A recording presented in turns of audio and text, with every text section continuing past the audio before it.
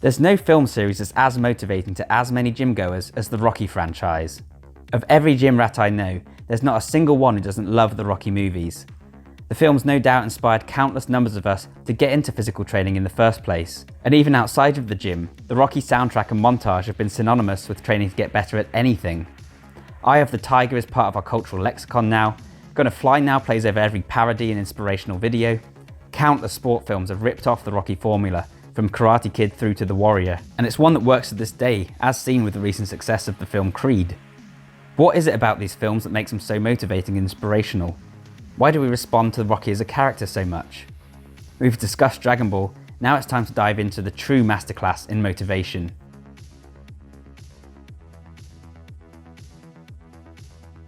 Well, first of all, there are some obvious reasons. For starters, it helps that this is a film about a very strong guy getting even stronger, and Stallone is in epic shape for a lot of these films. It also doesn't hurt that the music has a driving beat and a roaring guitar, or that the montages find a way to convey long training regimes over a short period of time. In real life, we need to spend months or years training to see the results. In Rocky films, we can get a glimpse of what that transformation will look like if we keep putting in the hard work. The montage also works because it manages to match the images on the screen with the music so perfectly.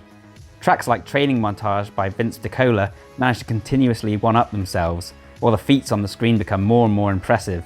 It's all payoff with multiple emotional climaxes in a very short space of time. It's no surprise that this gets you pumped. This is perfectly epitomised in Rocky IV, which is basically one long music video. There's also a hefty dose of machismo on the screen.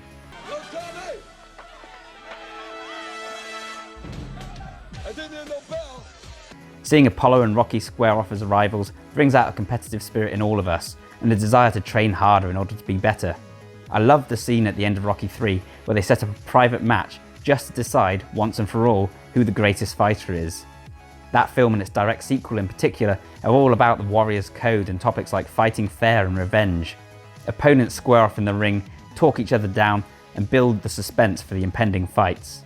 It's like Dragon Ball Z, but with a little less screaming.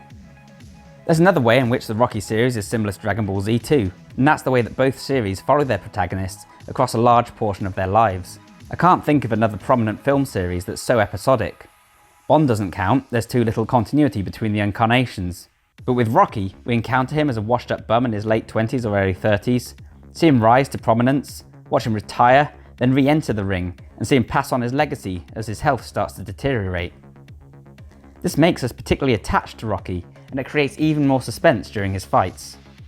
But there's another reason that we relate to Rocky so much, and there's another reason that we find his story so inspiring, and that's the simple fact that he's an underdog in almost every fight he's in. Anytime Rocky achieves some semblance of power or authority, that's stripped from him. The plot even goes to some contrivances to accomplish this. So in Rocky III, we learn that he can't train like the champ to stay on top, he needs to be humiliated first, stripped of his mentor, and then taken back to basics just to regain the Eye of the Tiger, just so he can come back again and kick ass. In Rocky V, Rocky loses all of his fortune thanks to the ill-informed decision to leave the handling of his finances to his mentally slow, generous brother-in-law. In Rocky Balboa, he's old. So Rocky is a hero who thrives against the odds, who shows that with dedication and determination and a training montage, anything is possible. And so in the movies, we interpret the various opponents he faces as mere metaphors for the struggles he's facing in real life. Maybe it's confidence, pride, fear, nationalism, or even cancer. Creed is perhaps the film to make this symbolism the most clear. And if you look more closely at the philosophy of the Rocky series, you can see that in many ways, this is a stoic parable. Stoicism is the ancient Greek school of philosophy that preaches the importance of realism, of recognizing the hardships of life and embracing the reality that bad things happen. The world ain't all sunshine and rainbows. It's a very mean and nasty place, and I don't care how tough you are, it will beat you to your knees and keep you there permanently if you let it.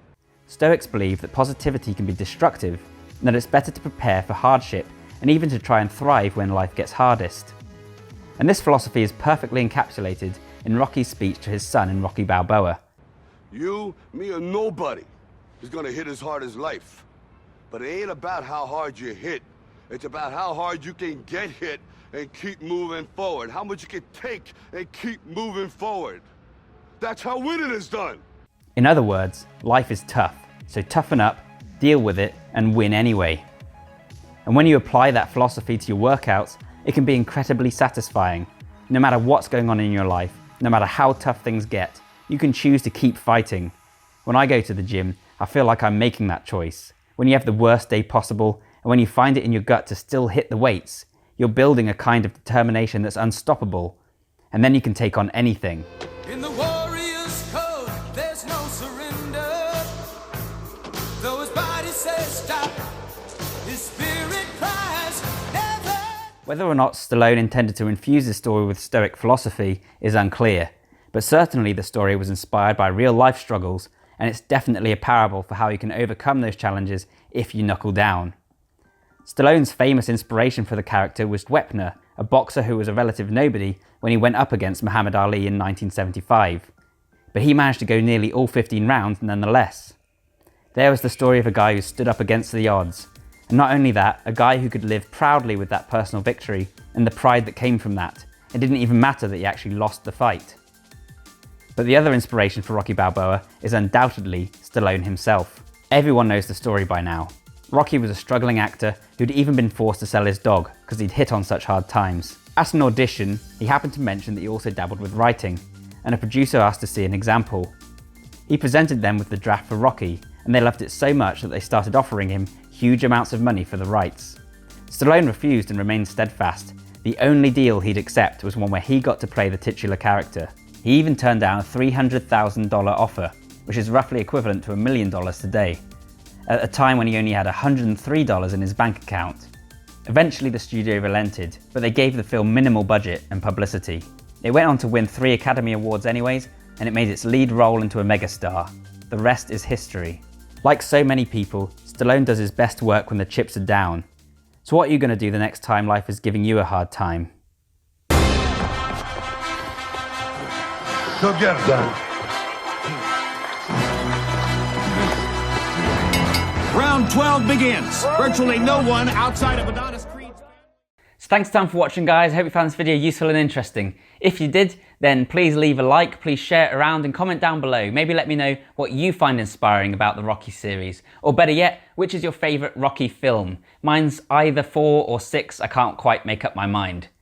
Subscribe if you'd like to see more like this. I've got a ton more on the way on brain training, bodybuilding, nootropics, productivity, parkour, fitness, all the usual stuff. So if that sounds cool, then I'll see you next time.